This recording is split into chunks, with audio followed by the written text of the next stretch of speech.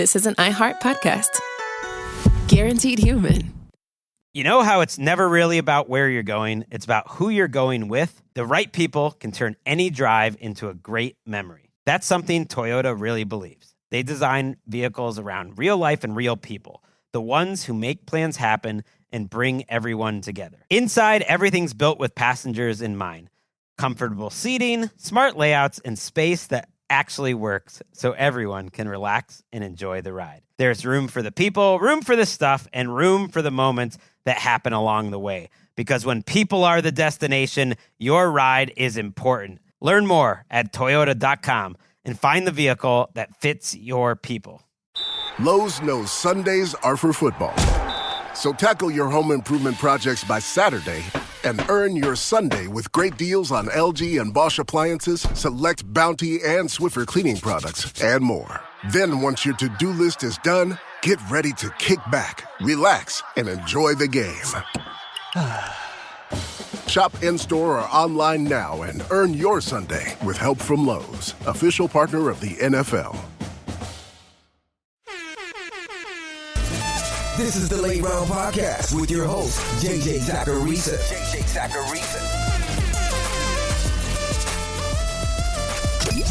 What's up, everyone? It's JJ Zachariason, and this episode 1101 of the Late Round Fantasy Football Podcast. Thanks for tuning in. I don't care about projections as much as others do in the fantasy football space. I know that probably seems backwards because of my approach to fantasy football being so analytics heavy, but it's true. I think projections are often overrated. And the reason I feel that way is because they don't capture range of outcomes that well, generally speaking. And they don't capture draft strategy. If you're in round 8 of your fantasy draft, are you looking for median outcomes or high-end outcomes? Are you looking at what's most likely to happen for a player or what could happen if things break a certain way? This isn't to say that you can't project for range of outcomes. You can to a degree. And this isn't me throwing shade to the people who build awesome projections. They're doing great work, and it's not easy work to do. I'm just saying that I think people rely on projections a little bit too much in the fantasy football world. The application is where I really disagree. But that certainly doesn't make them worthless. I do projections every single year. I don't maintain them throughout the summer and into the season as well as I probably should, because that can often just be like a full-time job. But I have them, I build them out. And I've been doing that for years and years. And this year I got some help with them from late round zone Brandon Gadula. That was nice to get some relief with that process, so props to Gadula for helping me out. I've always said though that building projections, it's not always about that end number, that final fantasy point projection. For me, it's always been about understanding the fantasy football landscape on a deeper level. When you're sorting through target shares, when you're sorting through efficiency metrics, and when you're projecting team level production, you start to see some things that you might not have otherwise seen. And that's what this episode is about each year. I'm not going to sit here and show you where late rounds projections differ from the market. That's not how I operate. You'll learn about my players to target and avoid throughout the summer. Instead, I want to talk through some of the more interesting insights that I thought about and discovered while we built projections this season. So without further ado, let's dig in. I want to start today's episode by talking about the Raiders. Because really, is there anything more thrilling than talking about an offense that has Jalen Nailor and Trey Tucker as starting wide receivers? The Raiders have a brand new coaching staff, though, with Clint Kubiak in town. And he's obviously going to influence what they do in a major way. First off, Vegas ran very few plays last year. That obviously had to do with the combination of their style, but also their efficiency. It was not a good offense. They ran the fewest plays per game last year, though, at 55.8. Teams who have run fewer than 58 plays per game since 2011 have seen that number increase by over 5 the following year on average. So just purely from a regression perspective, we should see more plays from Vegas. Now, with that being said, Clint Kubiak has now coordinated 3 NFL offenses: the 2021 Vikings, the 2024 Saints, and the 2025 Seahawks. At each stop, his teams have had well below 0 pass rate over expected rates. Last year for Seattle was nearly -7%. As we know, they leaned heavily on the run. That's led to slightly lower paces and slightly fewer plays per game for Kubiak's offenses. So while I do expect Vegas to improve on plays per game, I think we should realize that Kubiak's offenses aren't like, Kellen Moore's. They can run slower. What I do think we're going to see from his offense, though, is more efficiency. Over his last 2 stops, we've seen his offenses improve in yards per play year over year by about 0.2 and 0.4 yards per play. And he's done this through a heavier use of 12 personnel. In 2024, the Saints' year-over-year use in 12 personnel rose by over 6 percentage points. For the Seahawks from 2024 to 2025, theirs rose by almost 13 percentage points. And the way this team is structured, that makes a lot of sense. They don't have super strong wide receivers, as I talked about at the top. But they have a good running back, an elite tight end, and a great second tight end in Michael Mayer. The Raiders are going to want to pound the rock, but then also have the versatility to throw out of those heavier sets. Which means Brock Bowers and Ashton Jeanty could eat in this offense. But also, I wouldn't be surprised if Michael Mayer is involved a little bit more this year too. The fantasy friendliness of this offense is really going to come down to efficiency. But Kubiak has at least shown us that he can bring that to the table. And I think there's a chance that we see a really big season from Brock Bowers, which is why he's my tight end 1 right now. Now, stemming from that discussion about Kubiak, let's talk about the wide receiver who dominated in his offense last year, which is Jackson Smith-Njigba. I'm not worried that JSN is just going to bust this year. He's an elite player who can quite literally do anything on an NFL field. What I'm a little bit concerned about is what the projections are picking up on, and that's regression. JSN's not like the wide receiver 8 or anything, but he's just not as clear-cut in that top spot as you might think. Like, for example, the projections really like Amon-Ra St. Brown right now. He's honestly close to the same tier as JSN according to those projections. Maybe that's more of just a St. Brown thing being undervalued, which I think is part of this. But also, there is some natural regression that we should expect with JSN. First off, the dude had a 35% target share last year, almost 36%. Since 2011, players who have been over a 30% target share have seen an average and median drop of 4 percentage points in target share the following season. That's with a minimum 8 games played in both seasons. That only gets higher as that threshold increases. And obviously, JSN was a lot higher than a 30% target share. So with JSN, he's set up well to see a crazy target share still. But it's no guarantee that he's going to maintain his 163 target total year over year. But even if he does, let's assume that Seattle's more pass heavy with their new coordinator. There's no more Kenneth Walker, and maybe the defense just doesn't play as well. We typically do see that with defenses year over year. Smith-Njigba, regardless of volume, was unreal efficient last year. We have a sample of 85 wideouts with 50 plus targets in back-to-back seasons who hit 10 or more yards per target in that first season. On average, we see them drop in yards per target by 2 full yards year over year. JSN became one of the best deep threats in the league last year. That helped him out tremendously.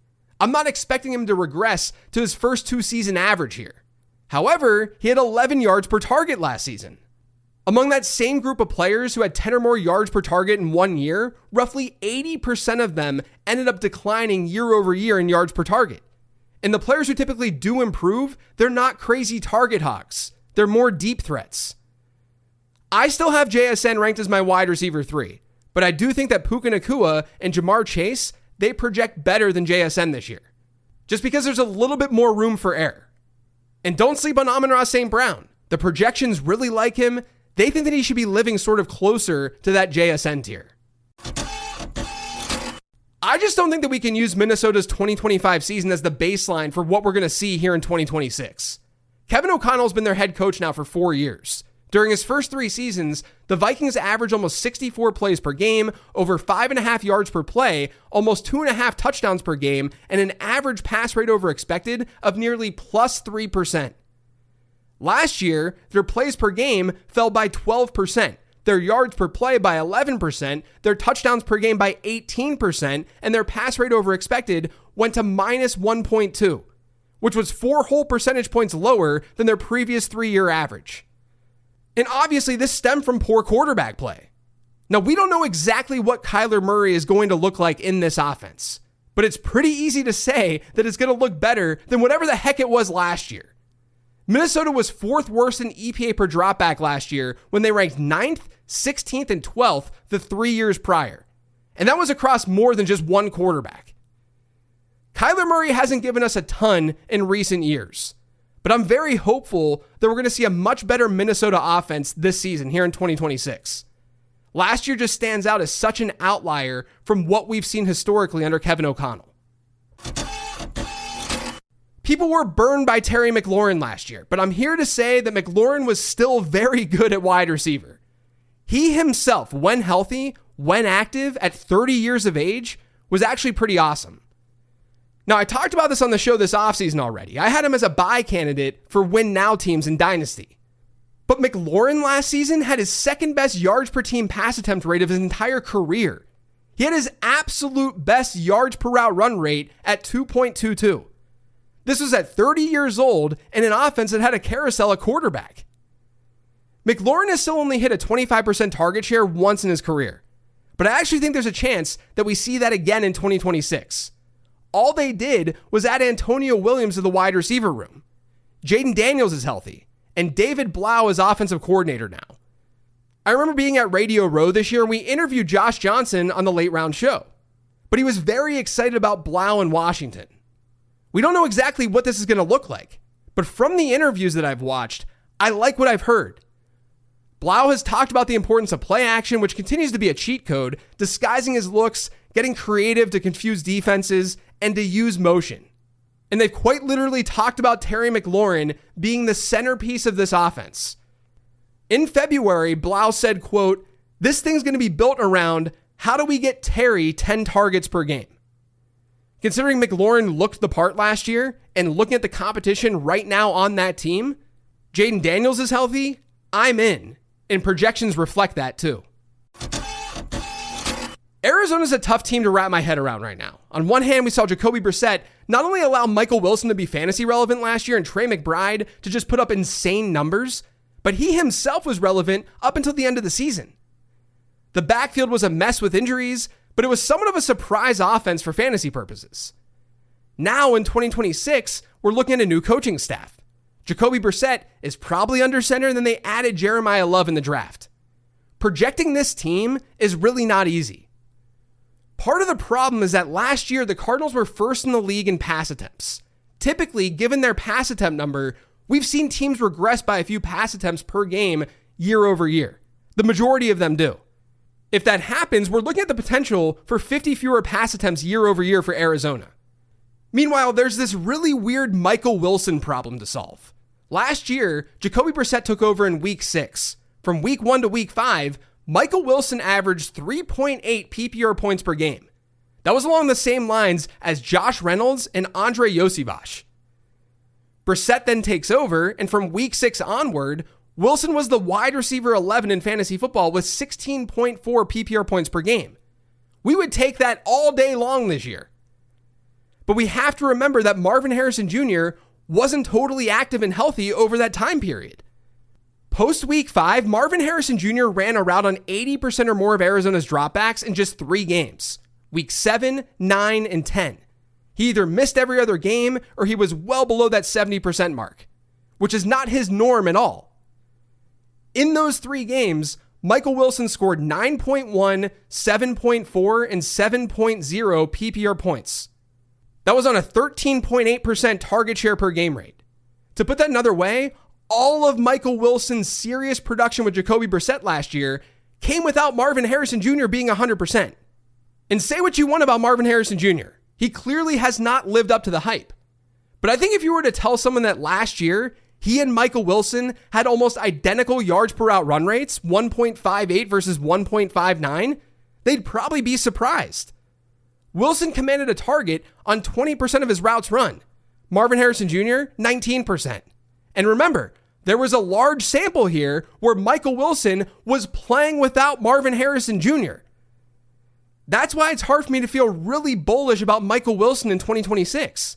And I, along with the projections, we're more bullish on Marvin Harrison Jr. between the 2 wide receivers. I pretty actively faded Marvin Harrison Jr. last year. But at his current cost and what projections are saying, he's not a terrible pick. Because this is a brand new offense, a brand new system. I'd much rather bet on the high-end prospect than the guy who only produced when an injury occurred to another player last year. And who did, if we're just being honest with ourselves, he benefited from a team with a lot of passing volume. Honestly, guys, last year's Michael Wilson season reminds me a lot of 2024's Jerry Jeudy season. In 2024, Jeudy averaged 14 PPR points per game. He had a stretch of games where he was dominating in fantasy football with Jameis Winston, but his peripherals were never spectacular. His yards per route run rate that year was 1.72.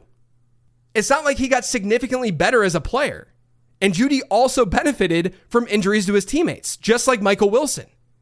And Jeudy ended up running the most routes in the NFL that year. Because, like the Cardinals, the Browns led the league in pass attempts. And like Jeudy, Michael Wilson was 4th in the NFL last year in routes run, according to PFF. Now look, the Cardinals are probably going to still be pass heavy, just given how bad that defense projects. But with Wilson's peripherals really not being spectacular, with his splits alongside a healthy Marvin Harrison Jr. last year looking iffy, I can see why the projections are just not that into him. Now, I mentioned the Brock Bowers stuff earlier, and I think Trey McBride, he should still be the tight end too. But it's funny to say this after how his career started. He's probably not going to score 11 touchdowns again. Now, it's true. He didn't harshly outperform his expected touchdowns last year. But the Cardinals also set him up well. And I'm not convinced that that's easily repeatable. Especially because there's a very real chance that Jacoby Brissett is not starting for that team the entire season. We could get Carson Beck. In fact, I think we will get some Carson Beck. And then through all of this, there's also a lot of ambiguity with Jeremiah Love. That's why this whole thing is just really difficult to project. I didn't even mention the change in staff and how that comes into play.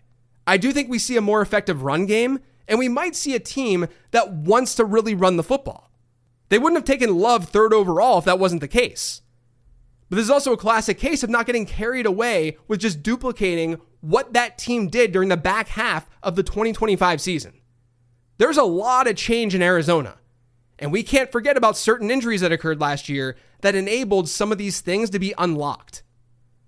So the TLDR is that I'm afraid of this offense, and I'm definitely afraid of taking Michael Wilson at ADP given these projections.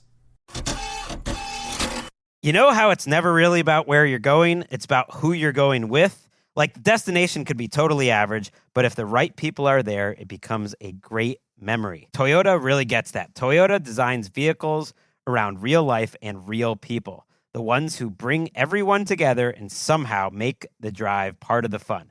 There's room for all the stuff that comes with togetherness: luggage, golf clubs, camping gear, plus comfortable seating, smart layouts, and space that lets everyone relax. And Toyota's lineup makes it easy to find your match.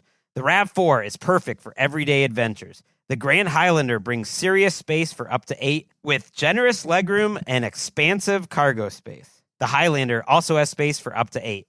It's ready for big moments and spontaneous ones, balancing style and flexibility. And the Sienna is built for everyday life: carpools, road trips, snacks, spills. And it even has a built-in vacuum for when things get a little too messy. Because when people are the destination, your ride is important. Learn more at Toyota.com and find the vehicle that fits your people. For adults with Crohn's disease or ulcerative colitis symptoms, every choice matters.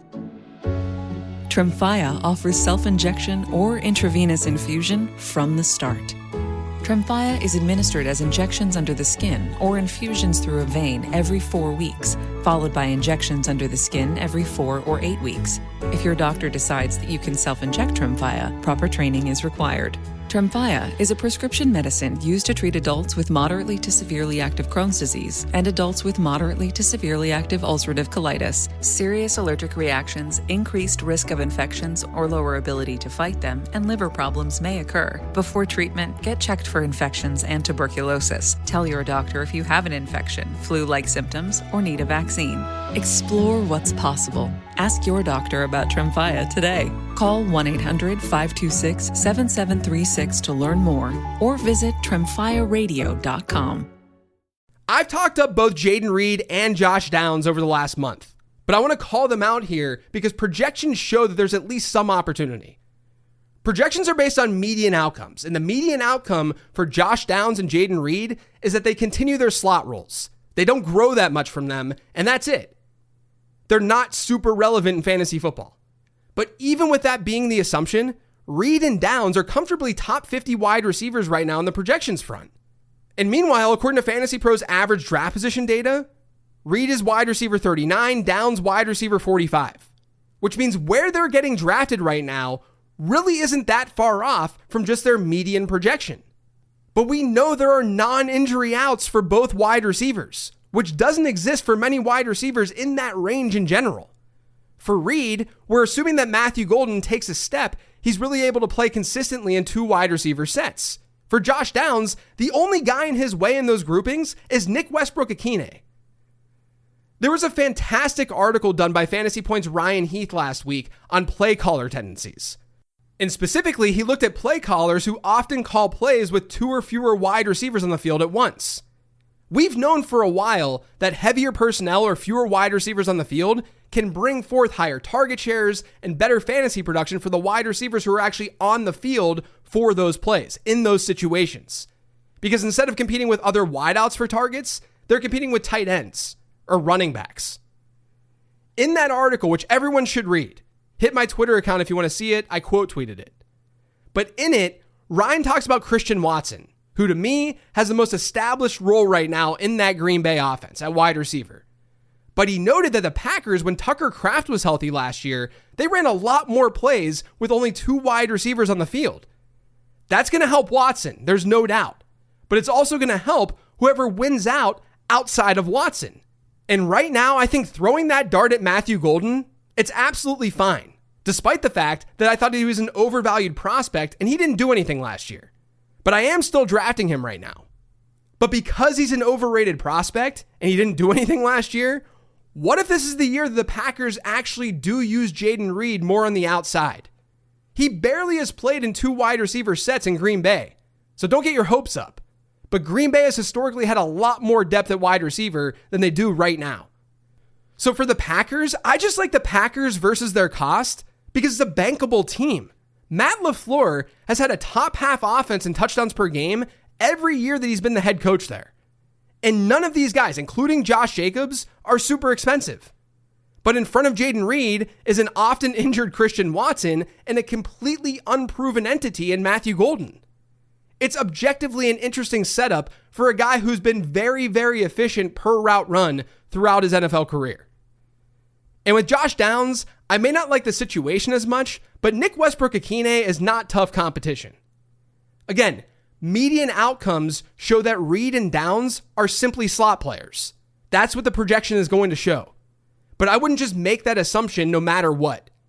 If it doesn't happen, there's a chance they do very well against their ADP this year. So last season, the Jags acquired Jakobi Meyers prior to their Week 10 matchup against Houston. When they did that, Travis Hunter was done for the year, and they were switching usage around for Parker Washington. From Week 10 through Week 18, the Jags were 5th in drives ending in a touchdown, they were 5th in drives just ending in a score, and Trevor Lawrence averaged 22.7 standard fantasy points per game through the end of the fantasy season. That was the 2nd highest mark in fantasy football. The Jags were unlocked down the stretch last year. And I think we should feel very bullish about how that team overall is going to perform here in year 2 under Liam Cohen. With that being said, totally understanding the deployment for their personnel is a pretty tough task right now. You could argue that Parker Washington is similar to Michael Wilson, and then he kind of emerged out of nowhere. He was awesome for fantasy, but he didn't do it across the entire season. The difference for me with Washington and Wilson is that Washington was balling out with pretty good competition. Wilson's splits, they were pretty brutal when Marvin Harrison Jr. was active. That led to Washington having much better per route run numbers. A 2.06 yards per route run rate, a 23% targets per route run rate. He just needed the opportunity, and he got that when Travis Hunter went down. Now, Washington played roughly half of his snaps from the slot last year, according to PFF. And I think my fear with him, if I'm just going to look at the downside risk, is that despite his numbers, Jacksonville just doesn't use him as much as we want them to use him. They went tight end heavy in the draft. They clearly are shifting to a heavier personnel offense. And that means the potential for fewer wide receivers on the field. With Jakobi Meyers, Brian Thomas, and even Travis Hunter there, that could mean more of a rotation than we want for fantasy football. With that being said, I don't think I really want to fade anyone from this offense. It was so good last year when things started to click. And if you want to just capture all of it, you can obviously just get Trevor Lawrence too. But I'm just being honest, right here in May, that passing attack is really hard to nail down. But it's a good offense, and it projects well overall. We all know that Saquon Barkley struggled last year. Kevin Patullo was terrible as offensive coordinator. I'm willing to put the blame on him. The Eagles were bottom 10 in play action rate, they were bottom 5 in their use of motion, and they ranked 26th in percentage of drives that ended up in a score. In 2024, within that statistic, they were 8th. Now, I'm not saying Jalen Hurts was brilliant, but I do expect this Eagles offense to look better in 2026, specifically Saquon Barkley. Barkley in 2025 saw very normal volume peripherals. An 81% running back rush share was nearly identical to what he saw in 2024. In fact, it was technically a little bit higher. His target share was 11.6% in 2025. It was 11.4% in 2024. The usage itself, the intent, was mostly the same. The difference is that none of the explosive plays were there. And hey, maybe he's breaking down a little bit. And we knew that he was going to regress in some way. His 2024 was just too out of control. But Barkley saw a 20-plus yard run on only 1.4% of his runs last year. That was by far a career low. He was able to gain positive yards at the second lowest rate of his career. And here's the real kicker. Barkley had 14 attempts inside the 5, at the goal line. He converted just one of them. One goal line touchdown on 14 goal line attempts. Now, obviously, many of those attempts came outside tush-push range, but it's still a really bad conversion rate. Barkley ended up underperforming in the rushing touchdown column last year when looking versus expected. I fully expect things to be better for Saquon Barkley this year, and projections are showing that too. Miami's probably going to be bad this year, which means they're going to be forced to throw a little bit more than usual. But guys, I really think they're going to just force feed their running backs and just let Malik Willis run wild. They just don't have the pass catching depth to do anything significant through the air, sustainably. And Malik Willis, in his 6 career starts, he's thrown no more than 23 pass attempts in a single start. He was at 10-16 in his first 2 starts with the Titans. But even if he hit that max of 23 across a season, that would finish as the second lowest from any team since 2011, if they did that per game. Now, this isn't horrible for Willis from a fantasy perspective because we know that he can run. And Devon Achane could realistically see like a 20% target share in that offense. But if you're looking for a winner at wide receiver for the Dolphins, sure, throw a dart at your favorite. Go for Jalen Tolbert if you want to. Just don't assume that someone has to emerge in this offense. This is almost definitely going to be a ground and pound offense with just shots down the field. The Malik Willis special. And the data certainly points that way. Let's talk about the Chargers to end today's show. Over the last 2 years, the Chargers had Greg Roman running their offense. Now, it's Mike McDaniel. Roman's known for using heavier personnel, his power run game, but he didn't do that quite as often with the Chargers. Mike McDaniel was actually bottom 5 in 11 personnel use each year in Miami as head coach. That wasn't always due to tight end usage, but I do think the recent signing of David Njoku tells us that they're open to that. And some of the lack of 11 personnel use is undoubtedly due to personnel. They had Tyreek Hill, they had Jalen Waddle, and they didn't have that much after them. But if you combine everything, McDaniel's historical use, the Njoku signing, his use of fullbacks, I don't think this is automatically a heavy 11 personnel team because they drafted Trey Harris last year and they have Ladd McConkey and Quentin Johnston. What that means is that the wide receivers who are out there in 1 or 2 wide receiver sets, they're probably going to see an uptick in target share. And I think Ladd McConkey is the best wide receiver in that offense. So I've leaned into him in early best ball drafts. I think he's a candidate to make a leap this year, as I've noted on shows this offseason. There was a great nugget from that Ryan Heath article that I referenced earlier when it came to Ladd McConkey. He noted that McConkey ran just 10% of his routes from sets with fewer than 3 wide receivers in 2025. Jalen Waddle under Mike McDaniel was at 46%. So there's a lot of room for growth there for McConkey, assuming he's the one consistently staying on the field, which I think he's capable of doing because I think he's the best wide receiver on that team. And then whoever you like more between Quentin Johnston and Trey Harris, there's serious opportunity for them to make that jump as well. Right now, I would lean Quentin Johnston because I think he looked a lot better in 2025. Unlike Greg Roman, Mike McDaniel gets awesome efficiency and fantasy relevance from his wide receivers. And part of the reason for that is McDaniel has been more pass-heavy as a coach. His Miami teams were 17th or higher in pass rate over expected in all 4 years there. He had an average of plus 1.1 across his seasons as head coach. Roman was about 2 points below that with the Chargers. McDaniel's also known for scheming his guys open. Miami ranked first, second, and first in their use of motion while he was coaching there. For some context, Greg Roman's Chargers were 20th last year in their use of motion. And shout out to Fantasy Life for that data. Basically, McDaniel's offenses will isolate wide receivers and allow them to see bigger boosts in target share. We have to be open to that being personnel driven, but the Chargers' moves this offseason tell me that they're probably still going to install a similar offense. They got a blocking tight end. They snagged Alec Ingold, a fullback, in free agency. They're probably going to run the same Mike McDaniel offense. And I think that's good for basically everyone involved. McConkey could thrive. The run game should be efficient. I'm not necessarily super high on Amari and Hampton because I think Chase Brown in that range is just a better bet here in May. But I definitely haven't faded Hampton at all. Meanwhile, Keaton Mitchell's speed, who they signed this offseason, his speed in this offense is very alluring as well. There are a lot of pieces to like. And then there's the offensive line.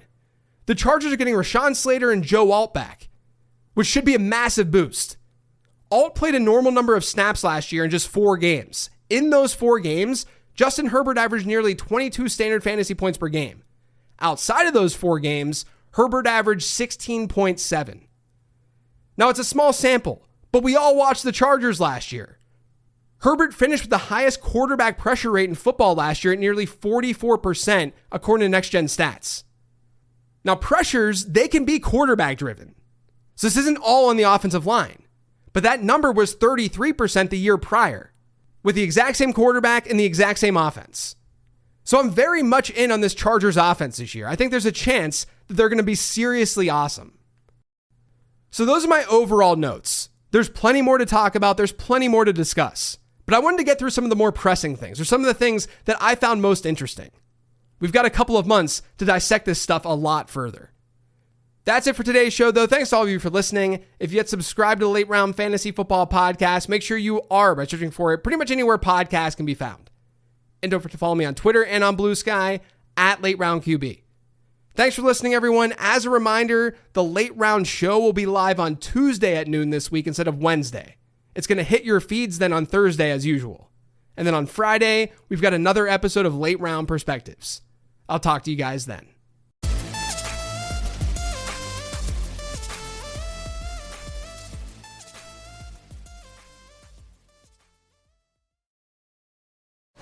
Paramount Plus is now the home of all your BET favorites. What? Yes! With all new episodes of Tyler Perry's Divorce Sisters. You've always liked a little drama. Plus a whole new world of movies like Gladiator 2. Now I will control an empire. Original series like The Chi. Just make sure we protect each other. And live sports like UFC. Welcome to the history books! New home, same family. Your BET favorites are now on Paramount Plus. Subscribe now. When you manage procurement for multiple facilities, every order matters. But when it's for a hospital system, they matter even more. Grainger gets it and knows there's no time for managing multiple suppliers and no room for shipping delays. That's why Grainger offers millions of products in fast, dependable delivery, so you can keep your facility stocked, safe, and running smoothly. Call 1-800-GRAINGER, click Grainger.com, or just stop by. Grainger, for the ones who get it done. This is an iHeart podcast. Guaranteed Human.